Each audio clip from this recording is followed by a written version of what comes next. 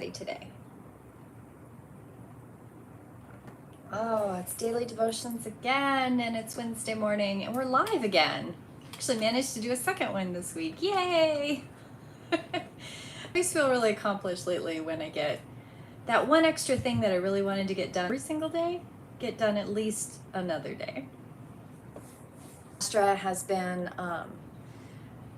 very active this morning, so if it's howling or expressing herself in any way, just enjoy the ambiance.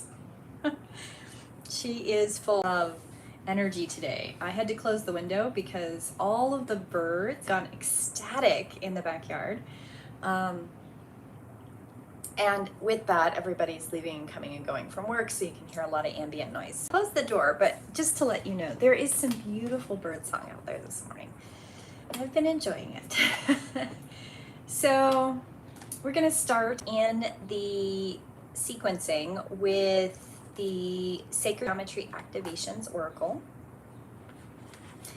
And this sequence is starting with number 20, Discernment.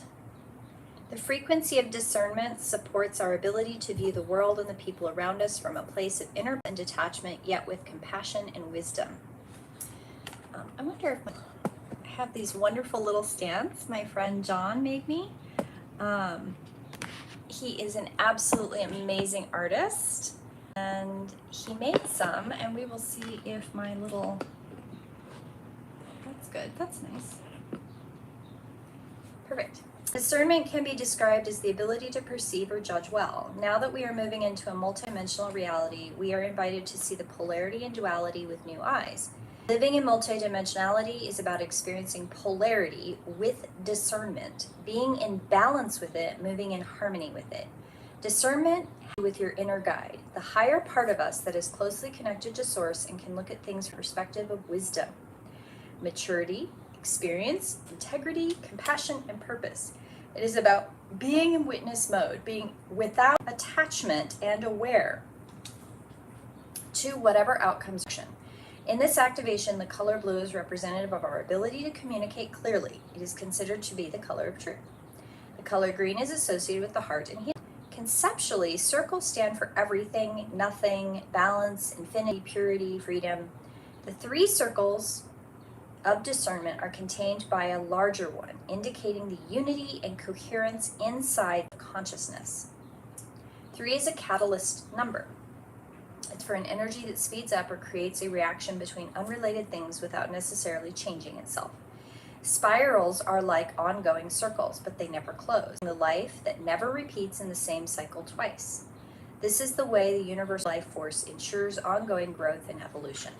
Okay, so big thing with this one in this particular sequence is discernment, the ability to perceive with discernment. The higher part of us that's closely connected to source, that can look at things from a perspective of wisdom, maturity, experience, integrity, compassion, and purpose. It is about being in a mode, being aware without attachment to the outcome. That's tricky, right? That's really tricky. We get to the point where we're attached to things that we want to hold on to. We're observing, but then we have our hopes and our fears and our ego and all that other stuff kind of attached to it. So discernment is looking at the world and what's all happening around us with detachment, but yet also compassion and wisdom. Because you can't know when to, you can't know where to go. You can't know which thing to pay attention to if you can't separate your ego and have discernment in what's happening in this plethora of media input. I mean, technically my daily devotions are in media input. You are taking it in. There is something that I think was very wise many years ago. I was listening to a podcast and they were talking about educating kids. And they were talking about how do teachers and parents and people with kids teach them discernment at a younger age so that when they place where they're teenagers and they're expressing themselves and stretching their wings and making what seems like maybe not the ones, that they have a little bit of that discernment niggling around in the background. as they say, knocking around in the backwoods. And discernment is an important aspect of how we grow and how we learn and how we take things in without taking it all. Okay, so we'll come back to discernment. The next one in this sequence is the Della Nuit 2-6. And this is the Little Mermaid. What a beautiful card that is. Little Mermaid. My story. I loved him so much. He was so handsome. I saved him from drowning, but he was a human prince and I was a mermaid living under the water. Such an impossible love. So I went to see the sea witch and made a day's bargain with her. I gained the human hurtful legs. Alas, the prince chose another woman. My heart is broke, for I sacrificed and endured so much. In despair, I chose death and went to heaven at last. My message. Hold on one second.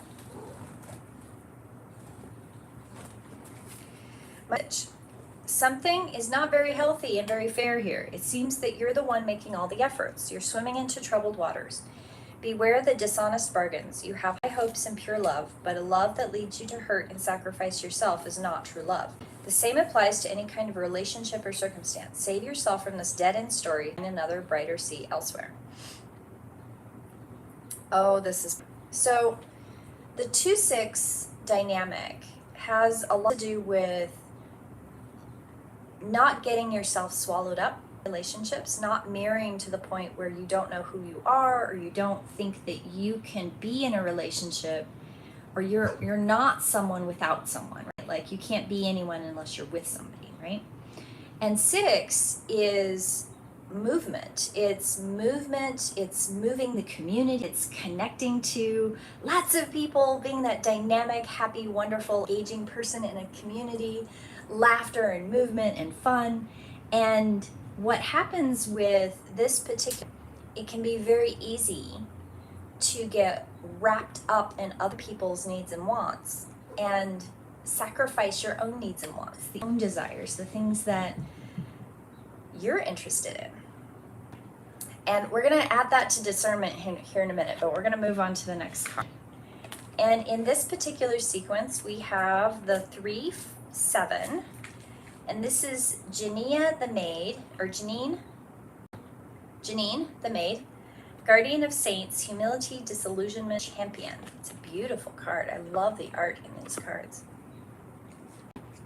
So Janine the Maid is part of the realm of Sheol in this particular card deck. Like Urkala, the realm of Sheol is concerned with bright and dark dualities. Where Urkala focuses on the emotional, however, Sheol centers on the extremes of human sin and holiness. Well in Sheol is to submit to the judgment of the absolute, to suffer between the difficult requirements of grace and the easy torments of corruption, and to have courage over where you fall in your overall contribution of good to the world evil. Genie, I don't know how to say that, the Maid, Guardian of Saints, the shepherd of lost souls and Sheol. Genie was a noble and pious hero in life. Martyred for trouble, she prefers to avoid the politics and machinations of Musule on the whole, serving instead those who need her help and who cannot help themselves. Janine demonstrates the world weariness of those who have given much as they can. It can be wise to eschew the larger, more cynical conflicts for real, tangible good in the local way. A champion does not rebel stage. Point. Humility, disillusion, champion. Oh, I love this. So in the 3-7 dynamic of the sequence, we have Janine, actually a really good representation of the 3, the focus. She doesn't want, she was a noble, pious hero, and then instead, now she only serves those who cannot help themselves. She recognizes that sometimes it's the small things that you do to help people and not getting lost the big hero worship, big things of the big things, right? And in 7, she also brings us she was martyred, right? Like she was not heard. She was not given space for her trouble. And so she decided, okay, I'm not going to deal with the politics. I'm not going to deal with the machinations of the whole. And the conflicts that can happen with that 7 dynamic is very, and they care so much. And Janine, I think, is another good representation of that 7 that cares so much and wants to help, but really needing to connect with that humility and connect with being the champion for one person at a time. And there's a voice in there. There's a wisdom to the bird. And we're going to come back and combine that with the mermaid and discernment here in a minute. And the 4-8 in this sequence is misalignment, number 17. Another beautiful card. We have a lot of female cards today. Phase 2, mother, young adulthood, passion, learning, choices, trial and error, creativity, betrayal, disillusionment, and being broken open. Wow, we have a lot of similar words today. Misalignment, miracles once we face all of the aspect of our life in the same direction. What is possible expands beyond our capacity to imagine when we attune ourselves to what makes our spirit self sing. It can be challenging to commit to whatever it takes to align in aspects. It can be challenging to commit to whatever it takes to align all aspects of our life with our bliss. Often we are met with obstacles such as fear, conflicting expectations from others in society, the need for ongoing discipline, the upheaval of releasing life all that is not aligned, and determining how to make our lives sustainable once we surrender it to the bliss of our living truth. The process of wholly aligning and integrating ourselves can feel like too much. We may be unwilling to take on the effort, risk, and loss what this process involves. This is totally understandable. So as wanting sporadically or all at once, the ball is always in your court with this. Therefore, the importance of this card is a reminder that you always have a choice to turn around rather than run away from personal alignment. Even if you take it one nuanced facet at a time, no matter how small or seemingly insignificant the detail, it matters and it will make all the difference to you. Regardless of what you choose, it is always beneficial to be aware of where you are misaligned. Generally, okay, wait a minute. Oh, this is a whole exercise. Okay, so misalignment.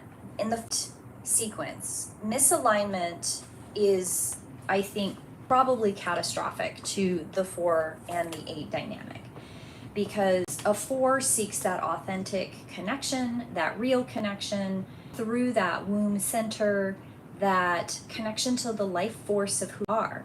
And 8 also aligns in with the body, the physical integrity of moving forward in an aligned way that isn't fake, that isn't unsettled, right?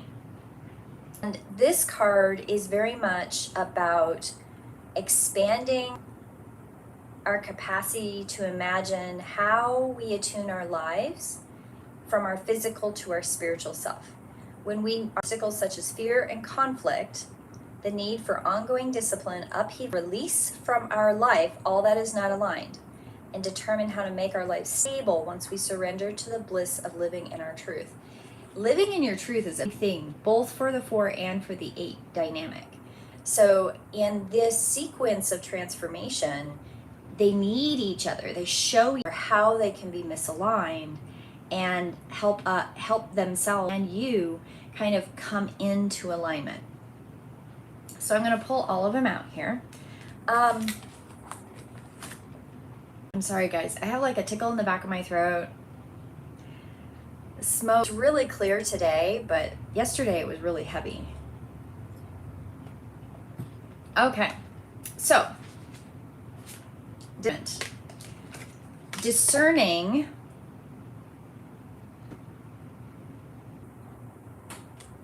Okay, so we're going to one at a time here. So discernment is how you're paying attention. How are you using your critical thinking to discern what is in alignment and what is not? Okay. I'm going to use a real world example here. So my husband's alternator went, and he's like, I don't want to leave you here.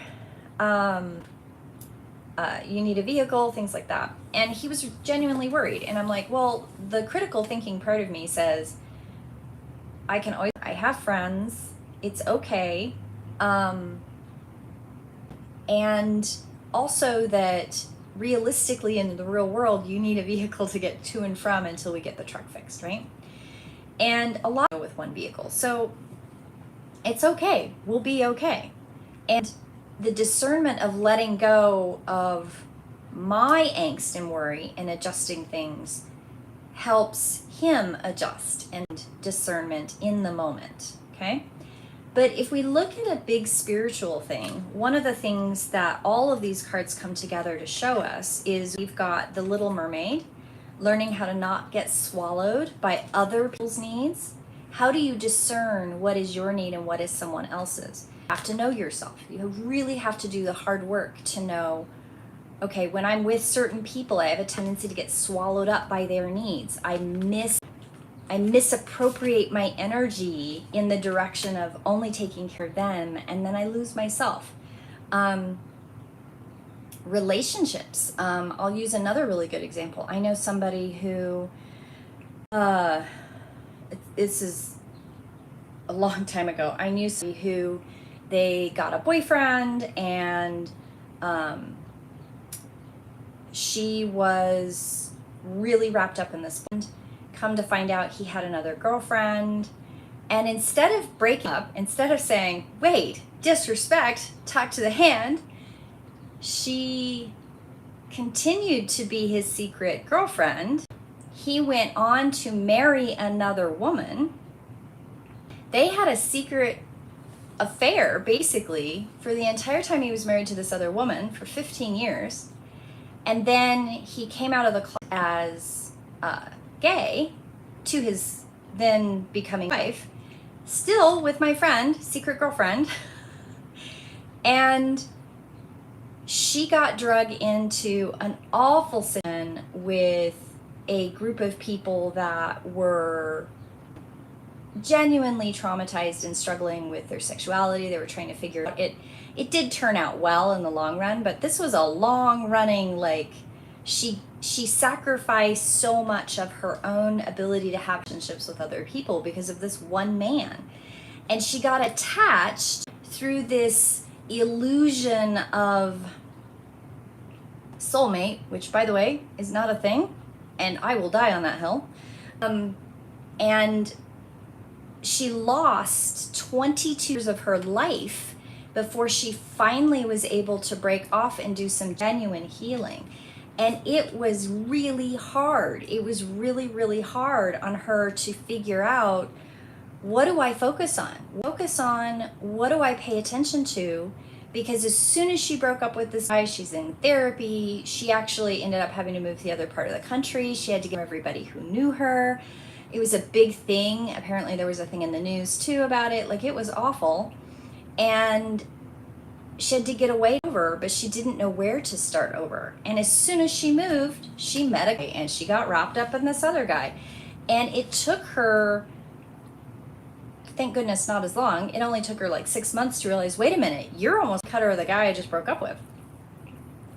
And it takes a lot of work to figure out who you are and find where your joy is in life and untangle all of the stuff that goes. One of the things that she learned is, she goes, I never knew how to ask for help, and she had to ask for help.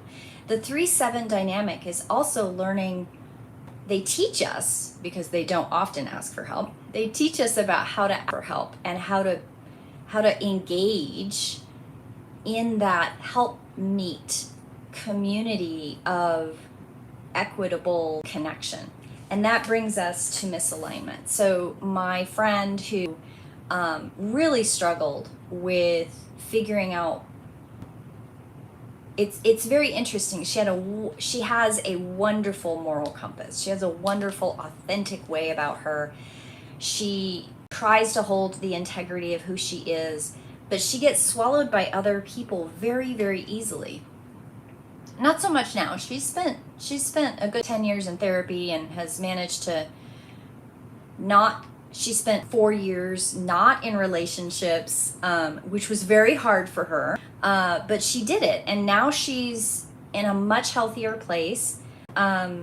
She is so much healthier, she's so much happier, and she also has now in the last year found somebody that she's in a relationship with.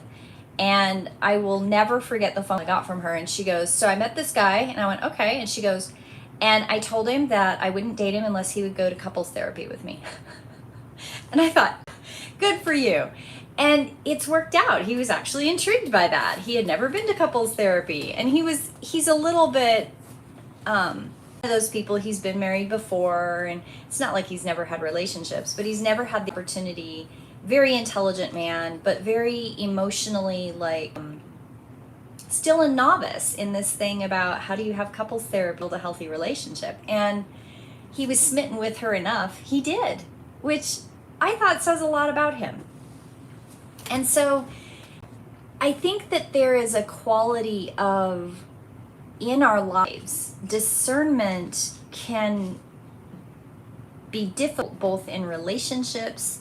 It can difficult in our spiritual journey. It can be difficult in our day-to-day journey. We have a big world, and in our world there's so much happening. There's war, there's famine, there's manipulation, there's financial things, there's all stuff, health, body issues, and you can't attack it all. It's too big. I was actually talking to a 9 friend the other day, and they're like, it's just too big. I don't know where to start. And I went, that's valid. So don't start with everything. That's an easy thing to say, especially when you're a 9, right? Like, you're aware of everything. How do you pick the one thing? It's all equally important. And if you take neurodiversity, like autism and ADHD, and I will say that I have definitely struggled with I don't know what's the most important thing. I was actually having that trouble yesterday. Everything was important. So I wrote a list. I wrote a list of all this that I needed to get done. Getting it out of my head, which is actually one of the exercises in the book, which is why I didn't read it out loud, which is to just, sometimes you write it down and then you process. What is the thing that makes me feel it's authentic to me? What are the things that I need to do that really matter to me? And then how do I organize it? How do I organize in a sequence that is logical, that allows me to speak my voice and be at peace with myself? And how do I be in alignment rather than misaligned? How do I be in alignment with my authentic and hold the integrity of myself? Discernment is a powerful card. Discernment is a powerful thing in our lives. How do we know relationships to pick? How do we know what job to pick? How do we know what the opportunities are around us? Sometimes discernment is writing lists of things on pieces of paper. Sometimes it is there's a thing that I do sometimes, which is I give it up to God, as they say, where I go, okay, it's all too much. I don't know what to hold on to. And you'll actually hear this. I think I even heard this from originally, which is give it up to God. She was like, just give it to God. And I thought it was a very interesting paradigm. And I tried it and it works. For me, it's more of a twist on that. It's giving it up to universe, giving it up to spirit, giving it up to my guides, saying, okay, guides, I trust you. You're part of my team. I know you can't steer me wrong. If anything, you're probably screeching at me all the time to pay attention. And I don't know what to do, so I'm going to give it to you, and I'm going to let you parcel me back to me in doses that I can handle, because it is too, or too many choices. I always get a kick out of, sometimes there's the joke that I'm hungry, what do you want? I don't know, you pick. I think there's a discernment part of that where you let your partner pick because you don't want to make them angry, or you don't want to disappoint somebody, or you're ashamed of craving a particular food. But then there's the other piece where you let yourself get swallowed. And that's a risk, and that's also a misalignment in you standing in your. And to stand in your own power is what we're supposed to do. We're supposed to stand in our power within the wheel of community. And one of the things I love about the sequencing process is that it always brings us through to the community aspect of all of the things. You might need to work on discernment, but you also need to not get swallowed up by people. You also need to let people help you when there is. So my friend that I was talking about call me and she go, Red, I don't know what to do. I'm miserable, blah, blah, blah. He's now divorcing his wife, but now he's another man and there's this group. And I didn't hear from her for like a year after our phone call. I talk and I said, well, what do you want? And she was like, she was mad at me. She says, well, why did you ask me that question? I was like, well, I just want to be a good friend. What do you want? You've told me about this whole thing. This is what I heard you say. I'm using all the tools that I know of. I'm mirroring back. I'm telling what I heard. I'm validating her emotions. I'm letting her vent. And then I had a genuine question. What do you want? And she was like, well, how can you listen to all of that and not know what I want? And I went, because you never said what you wanted. You just vented, which I'm okay with. But when you ask me what should I do, I don't know how to answer that question if you haven't told me what you want. She had gotten swallowed so much, she couldn't discern what her own needs and wants were in that relationship. And the thing that she could say is, but he's my soulmate, but he's my soulmate, but he's my soulmate, because he had fed her that load of crap 15-something years prior to that. Or maybe it was 16. I don't know. It was a long time. And the quality of when she did reach out again was, that's the only thing that was going through my head the whole time since last time I talked to you, was what is it that I want? And it slowly started to open the door for her to figure out what she wanted and to find help. And there were a couple false starts where she'd reach out, she'd try to get help, and then it would be scary, or she'd feel not heard, or the boyfriend would come back in and say, well, I'm the only one that can give you all that. And he was a master. He is a master manipulator. He just comes from a place of trauma. I can't say that he's evil because he is also a hurt human being. I also met him too. So like, again, I say this all the time. There's not a lot of evil that people think is evil. It's hurt people. And hurt people use the tools they know of to survive and manipulate and make their world better as best that they can. And sometimes they genuinely don't care because they're so hurt and they're so damaged. They're so caught in karma, or they're dark entities. They've got off of their blueprint. All they have to do is turn into the light. And real thing, it's a real possibility, but they have to choose it. They have to go through the choices that we have to choose every day. And there is always hope, there is always light, but there is also shadow. There are also choices that we can make that are less aligned. I made a decision many years ago that got me into a little bit of trouble, and my poor friend at the time was trying to help me, and I was just in a complete panic, fell apart, and it took me months to work through that.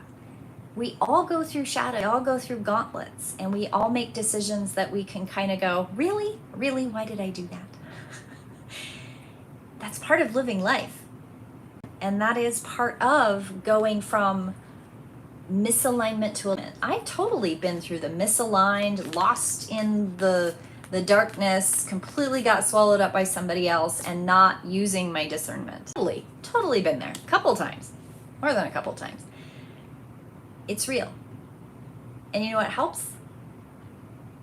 Being with each other as authentically in the grit and the shadow and light as we can, and letting our friends help us, but not do it for us, because we have to do it ourselves. And we can't run away from help when it's offered. We have to be in the comfort of allowing someone to help us, and we also need to be discomfort of helping others when it's uncomfortable for us to help others. We can't do it for each other, but we can hold space and we can be honest with each other. Like this week, I am completely stressed out about school. Completely. I'm a complete basket case and I know it. I'll get a lot done today. I got a lot done yesterday. Much better about it. And by the end of the week, it'll be fine. And next week I have a week off. But before my next class, I say I have a week off. I really don't. I have to prep. But there's a real awareness of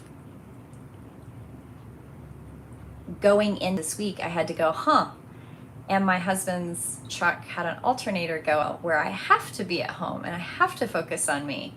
Universe is taking me. And at first I was really resentful about it. I was like, I have all these other things to do. Well, universe brings you exactly what you need.